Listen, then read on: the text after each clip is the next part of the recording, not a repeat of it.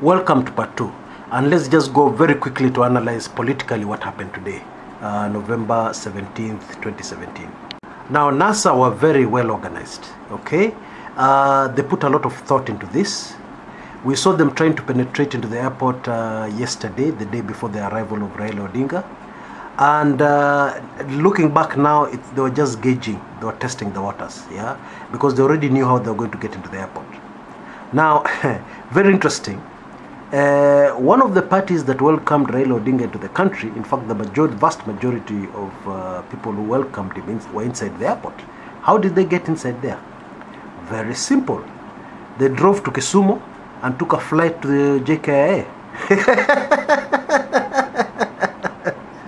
And they were there to welcome Raila Odinga.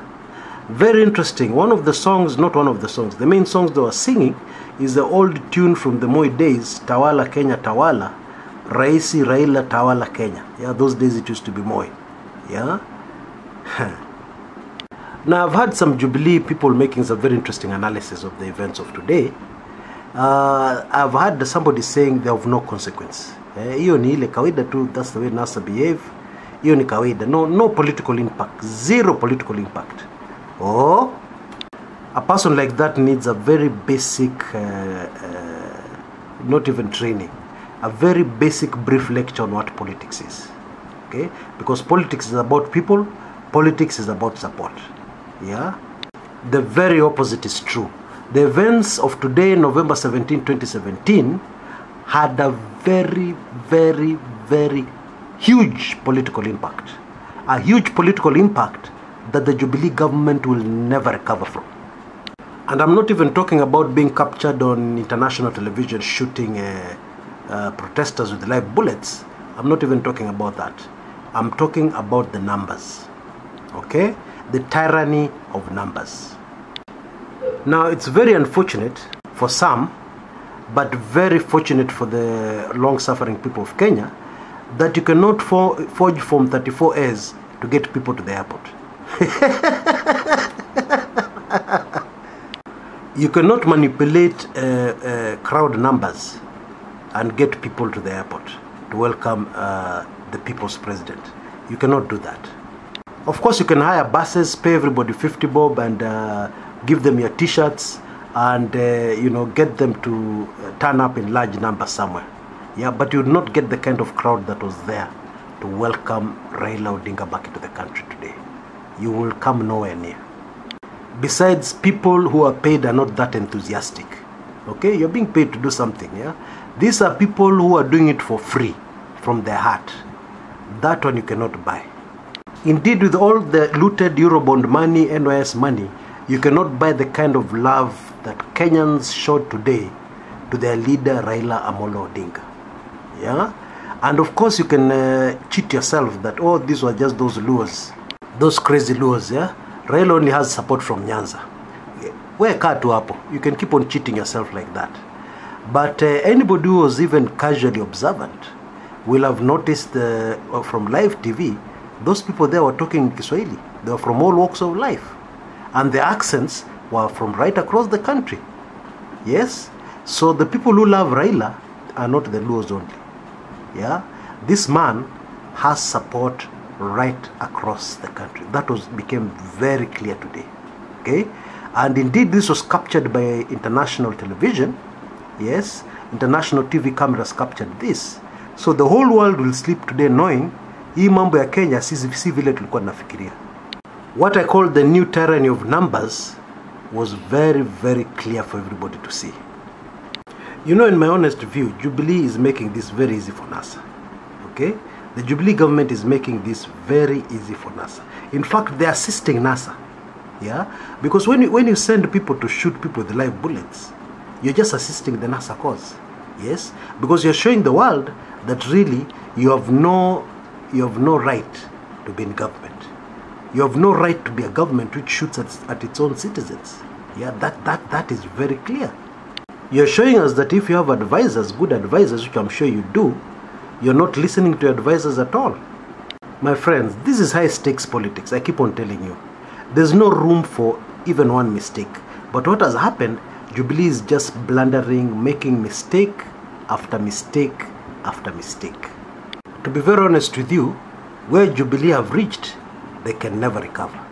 Yeah, because what normally happens in life, if you make one mistake, another mistake, there's a place where you land, a very bad place. That place is called desperation. And when you end up in a place called desperation, you can do anything. Yeah, and that anything usually is the biggest mistake and the final blow. That's how it works out. Mark my words, just watch what's going to happen next. Because sorting out the Kenyan crisis is very easy.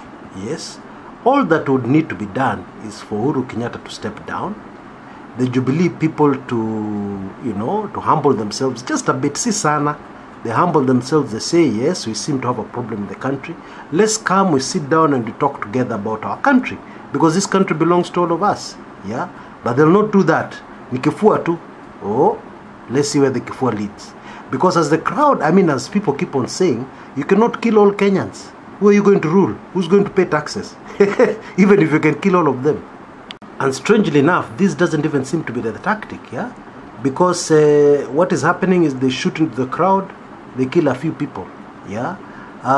If at least if they did something decisive like bomb a whole crowd, then we'd know they're serious, they want to finish as many people as possible. But even whatever they're doing is not decisive. Yeah, that's what I was telling you. I'm confused. What's really the end game here? Yeah.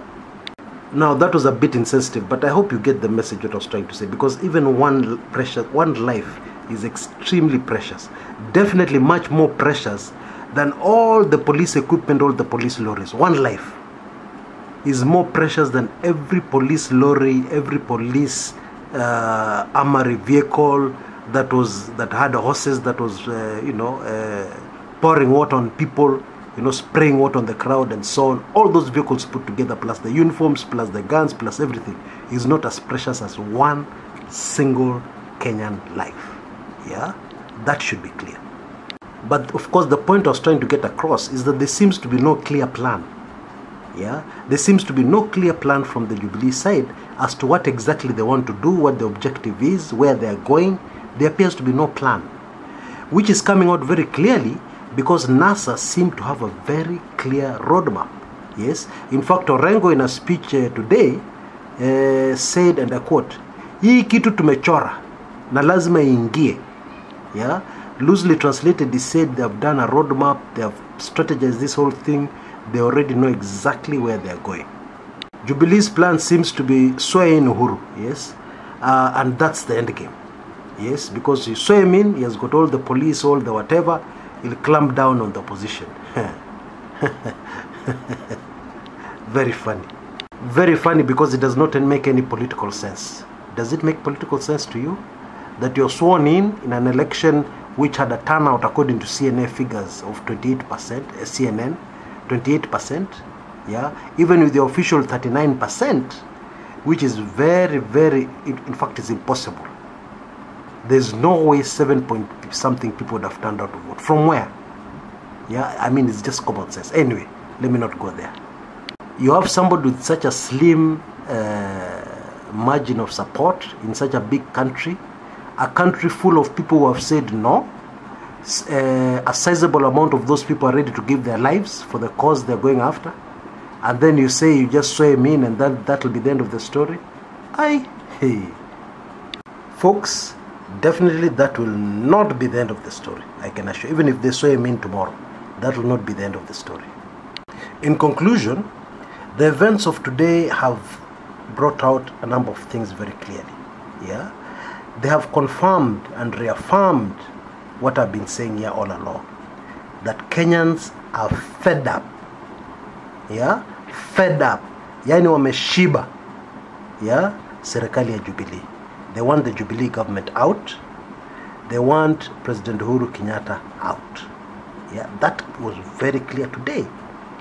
Something else which is more dangerous. A sizable amount of those Kenyans, young people of Kenya, are ready to give their lives to achieve the objective. That is dangerous, very dangerous. And that is not a rumor or my opinion I'm spreading. We all saw it on live television today. Yeah, the clips are still on YouTube. Take a look at them and tell me if I'm wrong. I am a man who can be corrected. Yes, come and tell me, Chris, here you're wrong. Actually, the position is this and this. I'll listen. And if you convince me, I'll accept, and I'll come and apologize, and I'll say, folks, I was wrong. One of you corrected me. This is the correct situation. I'm correctable. I can be corrected at any time, and I'm prepared to be corrected. That is how you learn. Yeah? You learn by being prepared to be corrected. It doesn't matter who you are, even if you're president of the world. Yeah? The only way you can keep on learning and keep on being good at what you do is by being in a position where you can be corrected. Once you know everything, your learning ends there. Because a person who cannot be corrected is a person who knows everything. Okay? And I believe that is one of the big problems we have in this country with the Jubilee government. They cannot be corrected. Yeah? They wanajua kila kitu. They have it all figured out. Yeah? And of course, the other thing which was reaffirmed yet again today is that NASA have the numbers. Because we saw very clearly this minority in the country bringing trouble, this minority which lost the vote, are the ones who went to welcome Raila Odinga at the airport. And I can assure you, they are not a minority. Bear in mind that in any support base, the vast majority are cowards. Yeah? So, what we saw today at the airport is a minute percentage, yeah, of the NASA support. Yeah? Think about that. In other words, if free, fair and credible elections were held today, Raila Odinga would win by a landslide, over 80% of the vote. That's what we saw at the airport. That's what the airport was telling us today. The airport incident, Manenos. That is what it was telling us today. Very clearly. Now I realize that percentage of mine is extremely high, but I need to remind you something else. Since the August 8th elections, a lot has happened. Yeah, and Kenyans have started thinking. And there are very many Kenyans, including some I know myself, who have crossed over. Many of them were neutral. Some of saying, oh, I think the Jubilee government is better than the NASA government. A huge number of people have crossed over to become NASA sympathizers. Why? Because NASA simply, they are promising a very simple thing. Yeah, a true democratic society run by a very beautiful constitution. Yeah, it's as simple as that. So I stick to my figure of 80%. Now I need to tell you something in case you didn't know. Even the NASA numbers, even the Jubilee numbers online are a lie. Why do I say that?